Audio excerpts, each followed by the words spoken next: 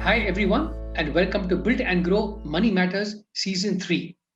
My name is Madan Mohan Rao from Your Story, and on behalf of all of us at Your Story, I want to welcome you to this program. This is a series dedicated to helping businesses go beyond financial management to achieve financial growth, resilience, and innovation. As businesses continue to revive and pivot to newer models in these tough times, Your Story is proud to partner with HSBC for another season of inspiring observations, insights, and ecosystems. We present some of the newest trendsetters in businesses and stalwarts of the ecosystem to help businesses power the next phase of growth and business continuity. Today, we have with us Girish Singhania, founder and CEO of EduBridge, a skill development and vocational training platform which aims to be a market leader in the workforce development space. Girish is an alumnus of IIM Bangalore. He has had stints with Procter and Gamble and Edelweiss Financial Services before founding EduBridge in 2009. Welcome aboard, Girish. Thank you. Thank you, Madan. Pleasure to be here.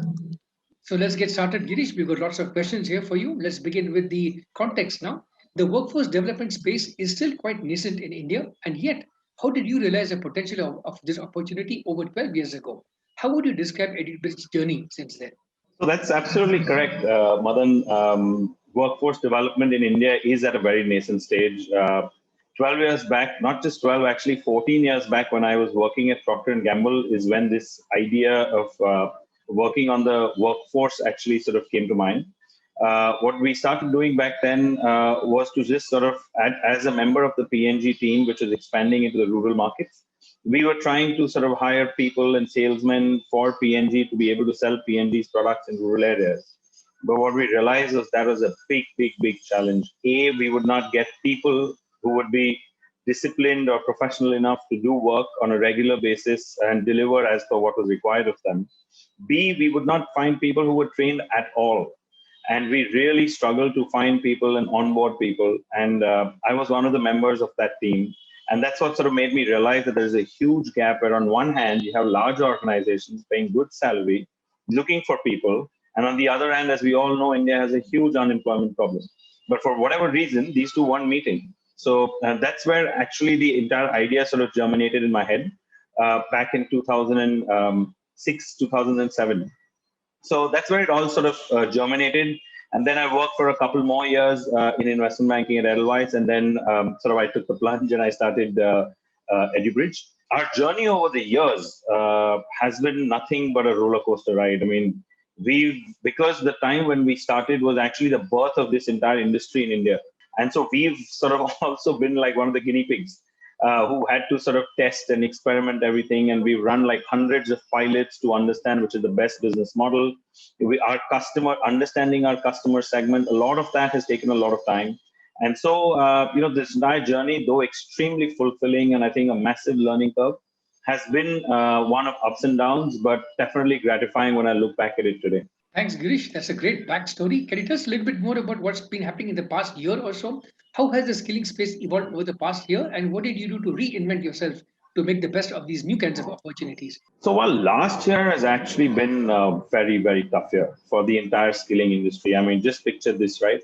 We have training centers, physical training centers spread across the country.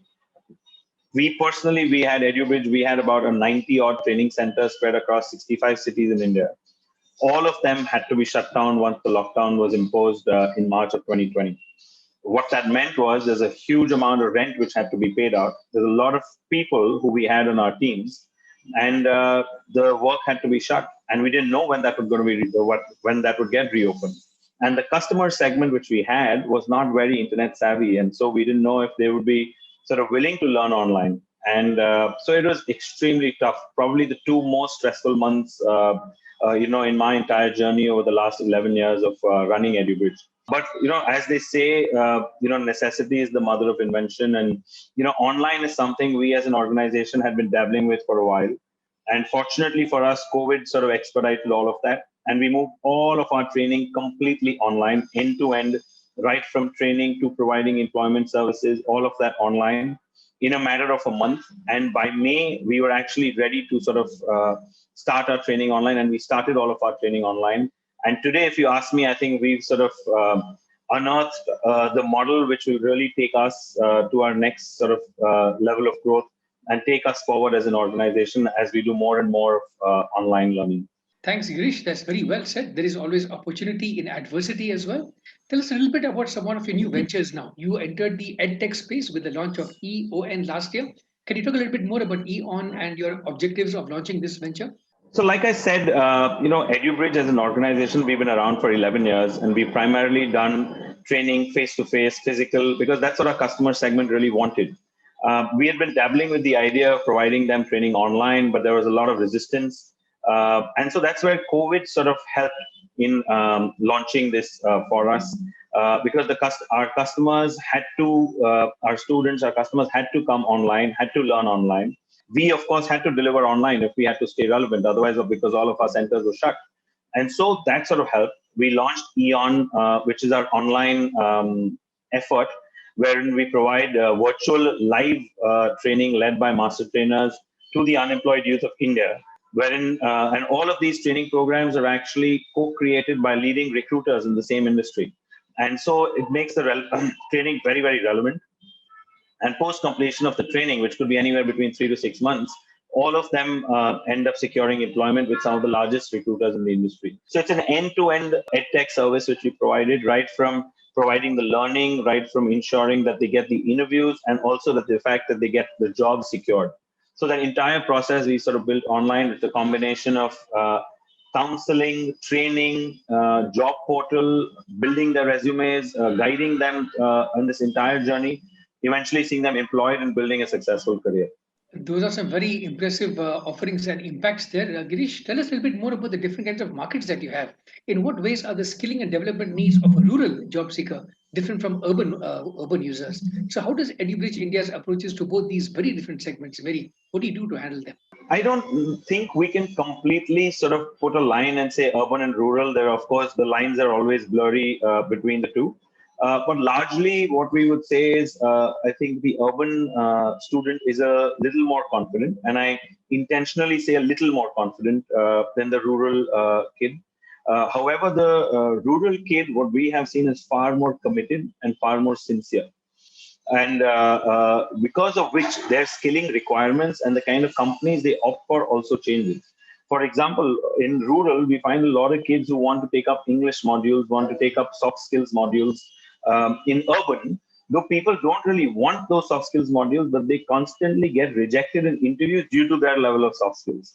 So that is also something which we have inbuilt into all of our programs, even for the urban student. For the urban student, they are far more tech savvy. Because they're far more tech savvy, we can introduce a lot more simulations, a lot more tools, a lot more technology heavy sort of simulators with which they can learn. For the rural children, unfortunately, we cannot do that. So, which is why for the rural children, we've had to sort of make do with the basic rudimentary learning online. But for the urban students, we can do a lot more. That's primarily been the difference, their adoption of technology, their level of confidence. Also, in some cases, the kind of education, because the quality of education differs significantly from urban to rural. And so the urban student is far more equipped or exposed to today's world than the rural student is. Thanks for sharing those nuances about the market there, Girish. Let's turn now to the question of funds and capital. Can you share with us some of your lessons around conserving capital? There's not much news about funding rounds for EduBridge, which is quite rare. That speaks volumes about your capital conservation skills. So, can you share with us some tips, some advice around conserving capital? It might just be in my blood, I guess, and my upbringing. It becomes very difficult to me to sign off on an annual business plan which says, hey, you know what, you're going to run 50% losses. I mean, I just cannot sign off on that business plan. It's just not in the DNA somehow. And so for us as an organization, we've been sort of very, very clear that we want to be profitable right from the beginning. And maybe out of the 11 years of our existence, almost 6 or 7 years of that, we've been profitable. And we continue to be that. And even in this pandemic year, last year that went by, we were profitable, and we will be profitable even in this year.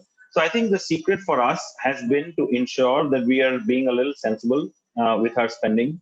We are ensuring that we're not going beyond our means to grow. But that, again, the flip side could be the reason why we've not grown quite as fast as some of the other organizations which have actually secured funding. But that's been a conscious choice, which we wanted to build an organization which has very strong foundations, in a true economic value creation for the shareholders rather than just sort of raising funds and growing the organization. Thanks, Girish. Those are some very sound principles you just laid out there for us. You mentioned COVID there briefly a couple of times. So, can you tell us a little bit more about how did this pandemic affect your approach to managing cash flows? There's a huge concern for many founders these days: the cash flow, the impact, the receivables, and so on. So, how did this affect your cash flows? You're taking me back to those dark days, Madan. It was a tough time. We had a lot of our payments which were held up for a couple of months when that happened, which obviously drained our cash flows. And like I said, most of our business is based on fixed costs. So we have training centers where rentals have to be paid. We have people whose salaries have to be paid in these tough times. And so it was a tough time for us as a lot of our payments were held up and a lot of our payouts had to still be made. And that's where I think our investors were extremely, extremely helpful. They were willing to sort of work with us. They were willing to sort of figure out whatever solutions that we needed to overcome that time. And so those first 3-4 months, we got a lot of help from our investors. We became very, very selective in where we were deploying our funds. We became very clear about a lot of the frills sort of got cut out. And so we were focusing only on the bare essentials which needed to be spent because we wanted to ensure that our own employees and our own teams did not suffer during this time. And unlike most of the others, we really did not do any significant pay cuts. There were marginal cuts that we really did, and we managed to retain a lot of our people, and we managed to sort of grow our team even during this period now. So we managed to do that quite well. And after those first 3 months, we become financially stronger and stronger. And as counterintuitive as it may sound, today, 13, 14 months after the lockdown of March 2020, we're financially much stronger than we were in March 2020. So we've actually been able to do quite a good job, I'd say, in these last 15 months. That's an incredible story, even in these dark times, Girish. In fact, we're still in sort of coming out of the second phase now, and hopefully it won't get any darker than these times. But these tough times also have very good leadership lessons. Can you share with our audience what have been some of your key leadership takeaways from the pandemic? What are some learnings that our founders in the audience can benefit from? I think there's a lot. I think the amount any founder would have learned in these last 14, 15 months would probably be much more than what one would pick up in normal 5 years. And I'll try to sort of crystallize them in a few points. I think number one is to really focus on the core and just to double down on the core and not try to do too many things. I think what we realized when we looked at our business, in March and April of 2020, because you were forced to go back to the drawing board, is that we were trying to do too many things. We were trying to do this also, that also. We're trying to do a little bit of this, a little bit of that. And so we said, let's cut out everything and let's just only focus on our core and completely double down on that. And that's one big lesson on, that I learned personally as a founder, number one. Number two, I think that of empathy, that of care, I think is something which I was not the person who it came naturally to. And so it was a very difficult period for everybody across the world, and definitely so for our people as well.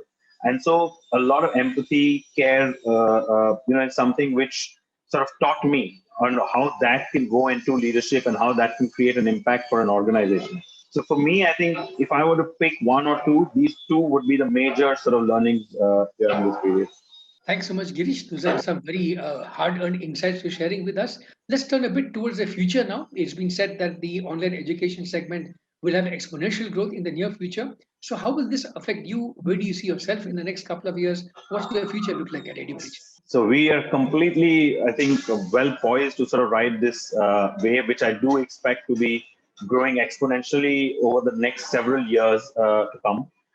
Like I said, we've been fortunate enough as an organization which has spent 11 years running our business offline in brick and mortar training centers where we have worked with more than 150,000 youth so far. And we now work with 40,000 youth every year. And now, having had that experience, we know our customer very well. We know exactly what to do. And we have now changed the delivery medium to online. And we have now been able to develop our products, and we continue to develop more and more products to give that best learning experience for our students so that they can build the best careers. So going forward, I do expect EduBridge to be that one-stop shop where any youth in India in the age group of 18 to 25 looking to build a career will sort of click on online, learn the course online, able to secure their employment online, and build their career thereon. I really think EduBridge will be at the forefront of this, as our workforce development platform is completely customized, is completely catered to the needs of the unemployed youth, as well as the recruiters who are sort of looking at recruiting them, because we have tie-ups with more than 300 to 400 recruiters who are looking at recruiting the unemployed youth of India. So I expect us to be able to continue to build and grow this platform of bringing these two stakeholders together to sort of be able to touch 1 million youth every year going forward. That's a very compelling vision and positioning for your company there, Girish. What's the job market look like in the future? We believe it's very volatile. What's your advice for those looking at seeking jobs in this very tough market? So I think for job seekers, I think this is the time to really invest in yourself. I think it's important for us to understand and reevaluate where you stand as a job seeker and the skills that you truly own. The job market going forward will be competitive, and the requirements from the corporates of the skills that you have will also be very, very specific and maybe very different from how we had envisaged it a few years back. So it's important for every job seeker to invest in themselves, to pick up those digital skills, those 21st century skills, which will help them land those jobs and build a career which recruiters want, like skills, let's say in coding, or skills, let's say in software development, skills, let's say in data, skills around the cloud, all of that. And of course, apart from this, very, very critical would be your basic reasoning skills, your basic soft skills. It's very important for every job seeker to invest, to build these in themselves, because it's not just about getting that first job. After that first job, to build a strong career, all of these will be critical going forward. And as we talk so much about automation, we talk this is going to get automated, so many job cuts will happen. If as a job seeker, you continue to build those right skills which are needed, you can be rest assured you will be completely shielded from any of such job cuts or any automation, so to speak, because you might be the one who will actually be doing those automation exercises. So my advice to every job seeker is to please invest in yourself, build the skills which are needed, and let's ensure that you are developing yourself on a lifelong basis and not just till the time you're studying in colleges. Thanks, Girish. That's very solid advice indeed. For the last couple of questions, I'd like to turn more towards the question of money and finance. That the theme of the show is money matters after all. So my question to you is, what is your relationship with money? You've talked about the professional relationship already. What about your personal, maybe even philosophical attitude towards money? What does money do for you? What do you expect it to do for you in the future, and so on? So money is definitely important. I think I'd be lying if anyone says money is not important. Money is something which, for me, also is a means to achieve an end. Maybe is one of the means to achieve an end. An end, as far as I am concerned, or as far as my professional, personal goals are concerned, is more to do with ensuring that the family is happy, ensuring that we're happy, ensuring that we're satisfied with how we've been able to grow up as individuals. It's very, very important that we all turn out to be the best versions of ourselves. These are some of the ends which we sort of have in mind for ourselves as a family. And money is one of the means which helps us sort of work towards this end. And that's the way we look at money. Money obviously gives us material pleasures. Money gives us several luxuries, several comforts in life. But I think that's about it. It's not money that we crave. Otherwise, I'd probably be in a very, very different business altogether for these last 11 years.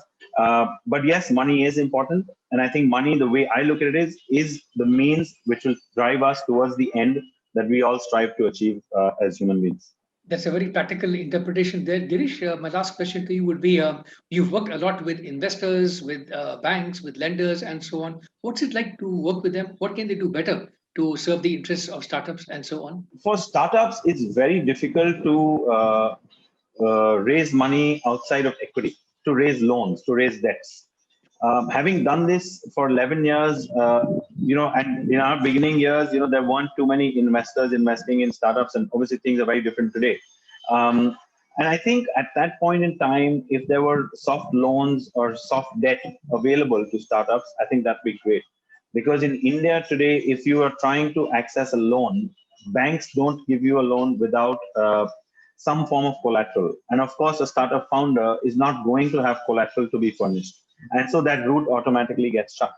And so startup founders end up either having to raise equity very, very early on, which may not be an ideal thing to do, or they have to turn to extremely high rates of interest, which they have to pay to get money, which again is not very ideal for a business which is just about starting out. So I think if we can create products in India which gives access to founders, to soft debt, to low-cost debt, patient debt, I think that would be great. And I think that's one key element missing in the entire finance scheme of startups in India. Thanks, Girish. We've come to the end of our conversation now. Just to sum up some of my key takeaways, I would call them the 3 S's: skills, strategy, and stamina.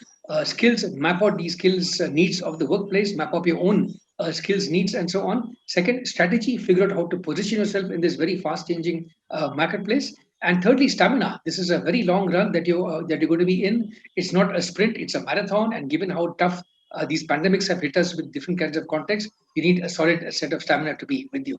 Girish, thanks so much for your insights. I wish you all the best in your journey ahead. Thank you.